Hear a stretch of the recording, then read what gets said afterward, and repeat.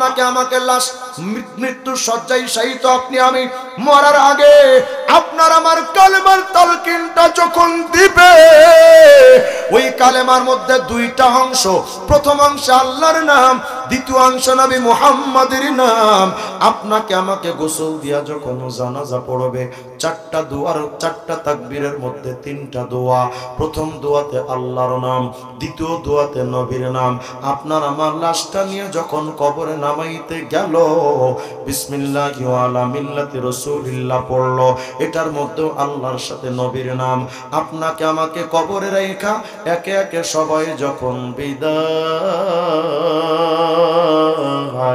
মুনকার নাকির আইসা তিনটা প্রশ্ন করবে। একটা প্রশ্ন তো আল্লাহর নামে, আর এক প্রশ্ন নবী মুহাম্মদের নাম। সব জায়গায় তো নবী লাগে, মাথায় নবী লাগে না তোমার, মুখে নবী লাগে না তোমার, গায়ে নবী লাগে না তোমার আমার, খাওয়ার মধ্যে তোমার নবীর সুন্নাত নাই, শুয়ার মধ্যে তোমার নবীর সুন্নাত নাই, বিয়ে শাদীর মধ্যে তুমি হিন্দুদের প্রথায় বিয়ে শাদী করো, নবীর সুন্নাত তরিকায় তোমার আমার বিয়ে শাদীটা হয় না। তুমি রাজনীতি করো লেনিন কালমার্স মাও সেতুংদের রাজনীতি, আব্রাহাম লিঙ্কনের রাজনীতি, তুমি রাজনীতি করো জিয়া এরশাদ আর মুজিবের রাজনীতি, মুহাম্মদুর রাসূলুল্লাহর ইসলামতন্ত্রের রাজনীতি তুমি আমি করতে পারলাম না। মাথায় টুপি নাই, চুলের কাটিংটা হয় তোমার আমার মেসি আর নেইমারের মতো, নবীজির মতো চুল কাটলাম না, পোশাক পরলাম নায়ক নায়িকাদের মতো, নবীর পোশাক পরলাম না। হাইরে কপাল পোড়া যুবক, কিয়ামতের ময়দানে নবীর সামনে দাঁড়াইবা।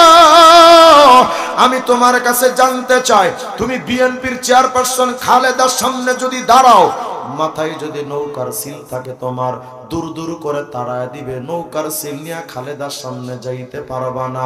হাসিনার সামনে জামাত ইসলামের দাড়ি পাল্লার প্রতীক নিয়া হাসিনার সামনে দাঁড়াইলে তোমার দূর দূর করে তাড়ায় দিবে।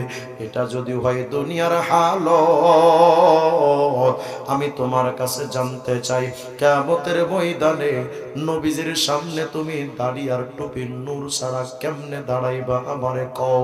তুমি যখন নবীর দিকে দৌড়াইবা, তাকায় দেখবে তুমি বিএনপির জাতীয়তাবাদের রাজনীতি করেছ, নবীর ইসলামতন্ত্রের রাজনীতি করো নাই। তুমি আওয়ামী লীগের গণতন্ত্রের রাজনীতি করেছ, নবীর ইসলামতন্ত্রের রাজনীতি করো নাই। বলো রে মুমিন, নবীর সামনে তুমি আমি কেমনে দাঁড়াবো? আল্লাহর নবী আমার বলেন, খালিফুল ইয়াহুদ, ইহুদিদের বিরোধিতা কর, অথচ তুমি আমি রাশিয়ার সমাজতন্ত্রের রাজনীতি করি। আল্লাহর নবী বলেন, খালিফুন নাসারা, খ্রিস্টানদের বিরোধিতা করো, অথচ তুমি আমি আমেরিকার গণতন্ত্র সমাজতন্ত্র ইত্যাদির রাজনীতি তুমি আমি করলাম। সাম্যবাদ, পুঁজিবাদ, জাতীয়তাবাদ, বস্তুবাদ, ধর্মনিরপেক্ষ মতবাদ, এই সমস্ত কুফরি রাজনীতি তুমি আমি শামিল হয়ে গেলাম, নবীর ইসলামতন্ত্রের রাজনীতি করলাম না। শোনরে উম্মতের দল, ইসলামের যদি কোনো বিষয় তোমার পছন্দ না হয়, আজকে যদি বলা হয় যে ভাই ইসলামপন্থী মোল্লাদের ভোটটা দেন না, দূর ইসলাম দিয়ে কার সমাজ রাষ্ট্র চলবে? হায় হায়, অথচ আল্লাহ বলেন উদখুলু ফিস-সিলমি কাফা, ইসলামে পরিপূর্ণভাবে ঢোকো। তোমার ইসলাম মানে কি শুধু টুপির মধ্যে ইসলাম? তোমার ইসলাম কি শুধু দাড়ির জন্য ইসলাম? তোমার ইসলাম কি শুধু পাঞ্জাবির জন্য ইসলাম? তোমার ইসলাম কি শুধু নামাজ রোজা হজ যাকাতের ইসলাম? চোর চুরি করলে তার হাত কাটা যাবে, ওটাও তো ইসলাম, রাষ্ট্রীয় ইসলাম। ডাকাত ডাকাতি করলে রাষ্ট্রীয়ভাবে তারও শাস্তি হবে, ওটাও তো ইসলাম। জেনাকার জেনা করলে রাষ্ট্রীয়ভাবে তার শাস্তির ফয়সালা আছে, ওটাও তো ইসলাম। মান সাব্বা নাবিয়ান ফাকতুলু, নবীকে গালি দিলে তার কতল করা, হত্যা করা, ওটাও তো ইসলাম। তুমি আমি শুধু টুপি দাড়ির ইসলাম নিয়ে পড়ে থাকলাম, রাষ্ট্রীয় ইসলাম প্রতিষ্ঠার রাজনীতি ইসলাম করলাম না, অথচ জাতীয়তাবাদ প্রতিষ্ঠার রাজনীতি তুমি মুসলমান হয়ে করো, সমাজতন্ত্র প্রতিষ্ঠার রাজনীতি তুমি মুসলমান হয়ে করো, গণতন্ত্র প্রতিষ্ঠার রাজনীতি তুমি মুসলমান হয়ে করো, ইসলামতন্ত্রের রাজনীতি করো নাই। ইসলাম তোমার কাছে পছন্দ নয়। হাকিমুল উম্মাত মুজাদ্দিদ মিল্লাত শাহ আশরাফ আলী থানভী রাহিমাহুল্লাহ ছোট্ট একটা ঘটনা তার কিতাবের মধ্যে লিখেছেন। ফ্রান্সের একজন বিশিষ্ট বুজুর্গ, রওনা হয়েছেন তিনি হজের মৌসুমে হজব্রত পালন করার জন্য। মক্কা শরীফে এসেছেন হজব্রত পালনের জন্য। মক্কার হজের মৌসুম চলে, একে একে সবাই, হঠাৎ করে হাজিদের মধ্যে একটা স্লোগান, একটা আওয়াজ পড়ে গেল, জান্নাতুল বাকির মধ্যে একটা লাশ পাওয়া গেছে। এক লোক মারা গেছে, লাশ জান্নাতুল বাকিতে দাফন করবে, কিন্তু কবর খুঁড়ে দেখে মক্কার জান্নাতুল বাকির বা মক্কার মাটির একটা বৈশিষ্ট্য হলো লাশ এত সহজে পচে না। মাটি যে গরম, সবকিছু গরম, এত সহজে পচে না। জান্নাতুল মুআল্লার কবরের ভেতরে আরেকটা লাশ ওখানেই দাফন করবে। জায়গা যেহেতু কম, মানুষের সংখ্যা বেশি, একই কবরে কিছুদিন পর দাফন হয়। কবর একটা খনন করা হয়েছে, যেখানে কিছুদিন আগে মক্কার একজন বুজুর্গের লাশ দাফন করছে। কবরটা খনন কইরা দেখে লাশ নাই। লাশটা গেল কই? কবর খনন করে দেখে লাশ নাই, কিন্তু ওই কবরের মধ্যে দেখা যাচ্ছে একটা যুবতী মেয়ের লাশ। কিন্তু ইয়া বড় দাড়িওয়ালা একজন বুজুর্গের লাশ ছিল, লাশ নাই। লাশটা গেল কই? জান্নাতুল মুআল্লার দারওয়ান। ও তো বাংলাদেশি কর্মকর্তা না যে সামান্য ঘুষের জন্য নিজের যৌবনটাও দিয়া দিবে, এমন মানুষ তো জান্নাতুল মুআল্লার দারওয়ান না। ওদেরকে কোটি টাকাও যদি দাও তবু ওরা ঘুষ খাইতে রাজি না। সবার মধ্যে একটা এলান ছড়িয়ে গেল, আমাদের বুজুর্গের লাশ কই গেল, আর মেয়ের লাশ এখানে কিভাবে অদল বদল হলো কেন? হাজিদের মধ্যেও কথাটা ছড়িয়ে গেল, বুজুর্গের লাশ কই? হাজি সাহেবান সবাই একে একে জান্নাতুল মুআল্লার কবরের লাশটা দেখার জন্য আসছেন। হঠাৎ এক হাজি সাহেব এসে মেয়ের লাশটা দেখা বলেন, সর্বনাশ, আশ্চর্য ব্যাপার, এই মেয়ের লাশটা এখানে কেমনে আসলো? এর বাড়ি তো মক্কায় না, এর বাড়ি তো ফ্রান্সে, এখানে কেমনে আসে?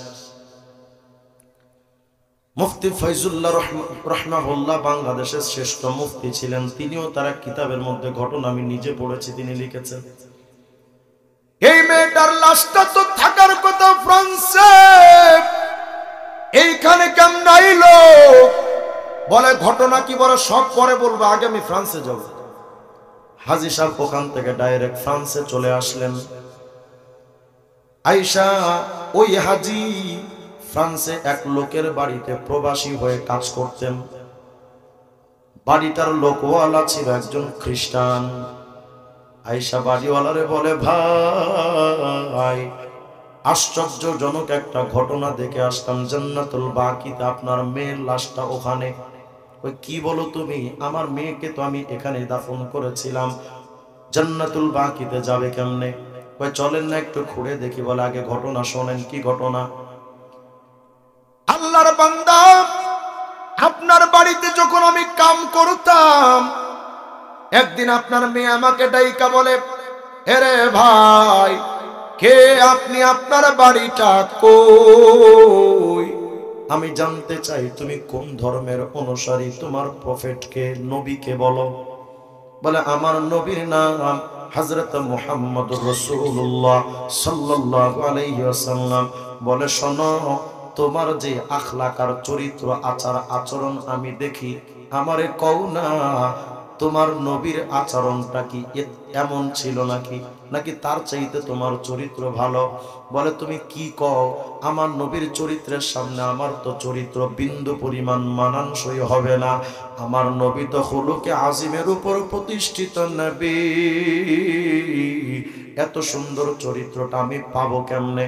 বলে শোনো, তোমার মতো চরিত্র যদি তোমার নবীর হয়, আমি আর খ্রিস্টান থাকতে চাই না, আমার গোপনে কালেমা পড়া একটু মুসলমান বানায় দাও। সুবহানাল্লাহ বলেন। যুবতী একটা মেয়ে গোপনে এই ছেলেটার কাছে, লোকটার কাছে মুসলমান হয়ে গেল।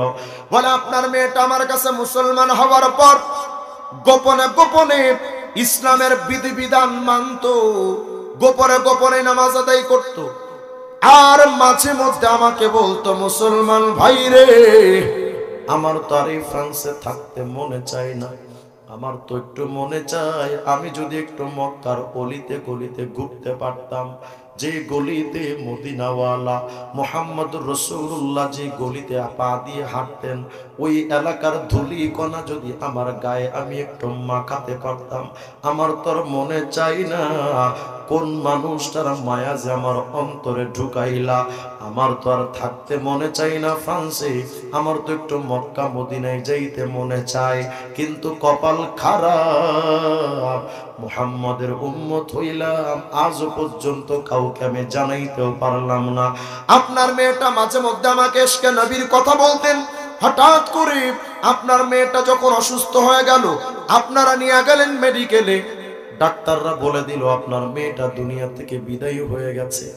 আমি যখন দেখলাম এত বড় একজন আশিকা, আল্লাহর নবীর এত বড় একজন প্রেমিকা, এত বেশি মহব্বত করেছেন, নবীকে ভালোবাসা উজাড় করে দিয়া নবীকে মন থেকে দিল থেকে ভালোবাসতেন, এত বড় একজন আশিকায়ে রাসূল মৃত্যুর পর আমি নিজের চোখে দেখলাম তারে আপনারা দাফন করলেন খ্রিস্টানদের নিয়মে। আমি এটার মানতে পারি নাই, আর কথাটা তো বলতেও পারি নাই, আমারও তো ভয় লেগেছে। যদি বলি আপনারা আমার উপরে চড়াও হবেন, কিন্তু এই দৃশ্যটা দেখে আমি সহ্য করতে না পেরে চাকরি ছেড়ে চলে গেছিলাম। তবে আমার মন বলতো মেয়েটা খ্রিস্টানদের হালতে দাফন হলেও তার কপালটা ভালো হবে, এটা আমার মনে একটা বিশ্বাস ছিল। আজকে আমি জান্নাতুল মুআল্লায় মক্কার কবরস্থানে যা দেখি আপনার মেয়ের লাশটা জান্নাতুল বাকির কবরের মধ্যে আল্লাহ পাক পৌঁছে দিয়েছেন। সুবহানাল্লাহ বলেন। না না, তোমার এই কথা তো বিশ্বাসযোগ্য না। কই তাইলে চলেন না কবরটা একটু খনন করে দেখা যাক। আয়েশা কবর যখন একটার পর একটা করে যখন কবর খনন করেছে, কবরের পাটগুলো যখন সরাইলো, ছায়া দেখে কবরের মধ্যে যুবতীর লাশ নাই, ওই দাড়িওয়ালা মক্কার বুজুর্গের লাশটা তার কবরে হাজির। কেমনে কি হলো? হাজী সাহেব আবার ফ্রান্স থেকে চলে গেলেন মক্কায়। এই বুজুর্গের বিবির কাছে যা বলে, ইয়া আল্লাহর বান্দিরে, তোমার স্বামী আমল হিসেবে তোমার স্বামীর আমল কেমন ছিল বলো তো? বলে, বিশ্বাস করেন আমার স্বামীর মতো এত বড় আমলওয়ালা আমার নজরে আমি দেখি নাই। 5 ওয়াক্ত নামাজ জামাতের সাথে আমার স্বামী মসজিদে হারামেই পড়তো। গরিব দুঃখী মানুষ দেখলেই তাদের সাহায্যে এগিয়ে যেত, অসুস্থদের সুস্থতার জন্য পাশে গিয়া দাঁড়াতো, এতিম মিসকিন পাইলে তাদেরকে বিভিন্নভাবে সাহায্য করত। আমি আমার নজরে আমার স্বামীর মতো এত বড় আল্লাহ বলা বুজুর্গ আমি জীবনে কোনোদিন দেখি নাই। হাজী সাহেব বলেন, সব তো ঠিক, কিন্তু আমি জানতে চাই তোমার স্বামীর লাশটা খ্রিস্টানদের কবরে কেমনে গেল? আল্লাহর নবীর আশিকা, তার লাশ মক্কায় এসেছে জান্নাতুল মুআল্লায়, এটার কারণ তো ইশকের খেলা, এটা তো আমি বুঝলাম। কিন্তু তোমার স্বামী এত বড় বুজুর্গ হওয়ার পরও তোমার স্বামীর লাশটা জান্নাতুল বাকি মুআল্লা থেকে উঠায়া খ্রিস্টানদের কবরে কেন গেল, এটার হেতু তো বুঝলাম না। আমারে তোমার স্বামীর মধ্যে এমন কোন খারাপ আমল ছিল কিনা, থাকলে আমাকে বলো। বলে, আমার স্বামীর মধ্যে এমন কোন আমল আমি পাই নাই, তবে আমার একটা কথা মনে হয়, স্বামী স্ত্রী আমাদের যখন বিশেষ কাজ সহবাস যখন হতো, সহবাসের পরে আমরা যখন গোসল করতে যেতাম, প্রতি সময় আমার স্বামী আমাকে লক্ষ্য করে বলতো, প্রাণের বিবি রে, ইসলামের সকল বিধান তো আমার কাছে ভালো লাগে, কিন্তু ইসলামের এই বিধানটা আমার কাছে ভালো লাগে না। স্ত্রীর সাথে বিশেষ কাজের পরে আবার গোসল করা লাগবে কেন? এর চাইতে খ্রিস্টানদের নিয়মটা বড্ড ভালো, ওদের ধর্মে স্বামী স্ত্রী সহবাসের পরে গোসল লাগে না। এই ইসলামের আইনটা থেকেও ওই খ্রিস্টানদের আইনটা অনেক ভালো। হাজী সাহেব বলে, আমার আর বুঝতে বাকি না, ইসলামের সকল আমল করার পরেও খ্রিস্টানদের একটা নিয়ম ভালো লাগার কারণে তোমার স্বামীর কবরের লাশটাকে জান্নাতুল মুআল্লা থেকে বহিষ্কার কইরা আল্লাহ পাক খ্রিস্টানদের কবরে এই একটা কারণে পৌঁছে দিছে। তোমার আমার জীবনের দিকে যদি তাকাই, তোমার দাড়ির কাটিংটা নবীর মতো না,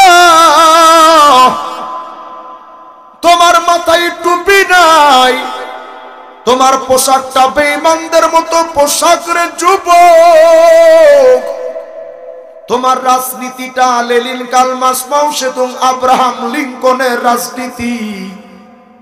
ইসলামটা তোমার কাছে ভাল লাগলো না, দুনিয়ার মানুষ তোমার পায়ে হাত দিয়া বলে যায় বাজান সময় থাকতে ইসলামের পরিপূর্ণ বিধানের মধ্যে ঢুকে যান, নইলে কপালে দুঃখ আছে। এত হজ কইরা লাভ হবে কি, এত নামাজ কইরা লাভ হবে কি, যদি ইসলামের টোটাল বিধানটা আপনার কাছে ভালো না লাগে। ওই নবী তো চান আমি নবীর সকল বিধান তুমি মেনে নাও, কিন্তু তুমি আমি নবীর দিকে বৃদ্ধাঙ্গুলি দেখাই, নবী পারলাম না। যুব সমাজকে যদি বলা হয় ভাই চলেন না দাড়িটা রাখেন, নামাজটা পড়েন, কয় হুজুর বিয়ে শাদিটা তো করি, তারপরে না হয় হুজুর ঠিক হয়ে যাব না, দাড়িটা তারপরে রাখবো না, এখন আর রাখবো না হুজুর, আমাকে একটু কিছুদিন সময় দেন। অথচ যুবকরে জানো কত সন্তান বিয়ে শাদী করে ভালো হয়ে যাবে বলে স্বপ্ন দেখেছিল, ওই যুবক বিয়ে শাদী করার আগে কবরের বাসরে হাজির হয়ে গেছে। কত বাবা এখানে বসে আছে নিজের সন্তান নিজের হাতে দাফন করেছেন।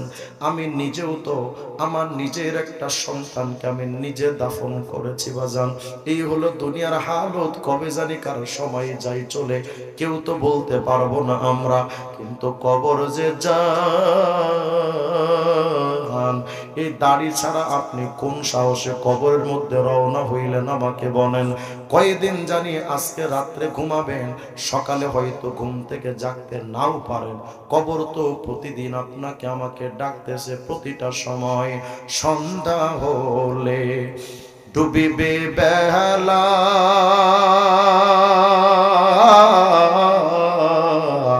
এক নিমিষে ভেঙ্গে যাবে তোমার রঙের এই মেলা। সন্ধ্যা হলে ডুবিবে বেলা, এক নিমিষে ভেঙ্গে যাবে তোমার রঙের এই মেলা। তুমি কারে দিবা জোরে ধমক, কারে দিবা জোরে ধমক, কার মাথায় ভাঙবা লাঠি। ওই যে দেখো ডাকিতেছে তোমায় কবরের মাটি। আজকে যখন বাড়ির দিকে রওনা হবেন বাজান, তো তাকায় দেখেন তো রাস্তার দুটো পাশে দীর্ঘকাল, এই গভীর রাত্রে দীর্ঘকাল পর্যন্ত রাস্তার দুই পাশে কবরের ভেতরে কত মানুষ যে পড়ে আছে, ওদের খবর নেওয়ার তো কেউ নাই।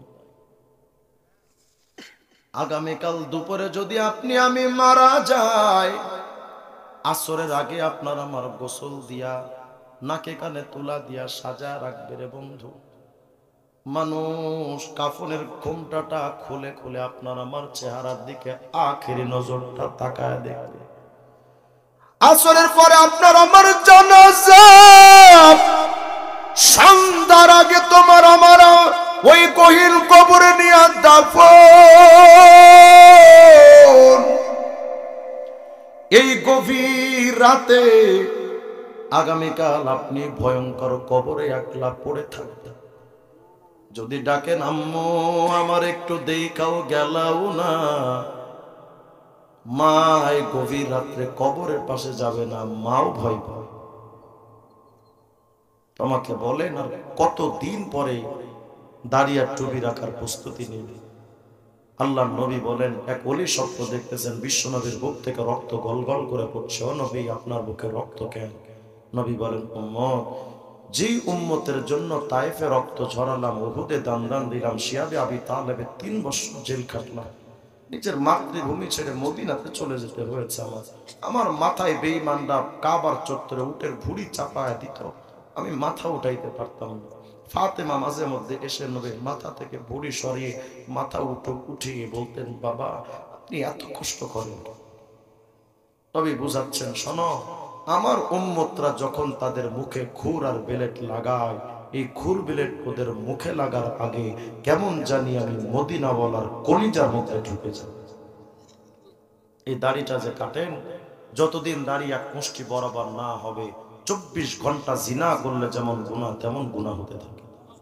24 ঘন্টা। আর দাড়িটা কাইটেন না বাজান, মাথায় টুপিটা দেন, গায়ে পাঞ্জাবিটা উঠান, নবীর সুন্নাত গুলো শেখে। সুন্নাত শেখার জন্য আপনাদেরকে তাবলিগ জামাতে যাওয়ার দাওয়াত দিচ্ছি। তাবলিগ জামাতে গেলে দেখবেন গোল কইরা বসায়া খাওয়ার সুন্নাত, শোয়ার সুন্নাত, ওযুর সুন্নাত, গোসলের সুন্নাত, সব সুন্নাত গুলো শিখায়। যাবেন তো ইনশাআল্লাহ তাবলিগে?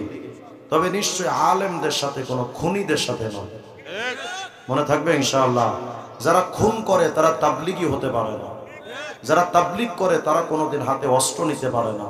তারা হাতে তসবির দানা নেবে আর মায়ার হাত দিয়ে মানুষের গায়ে হাত বুলিয়ে দাওয়াত দিবে।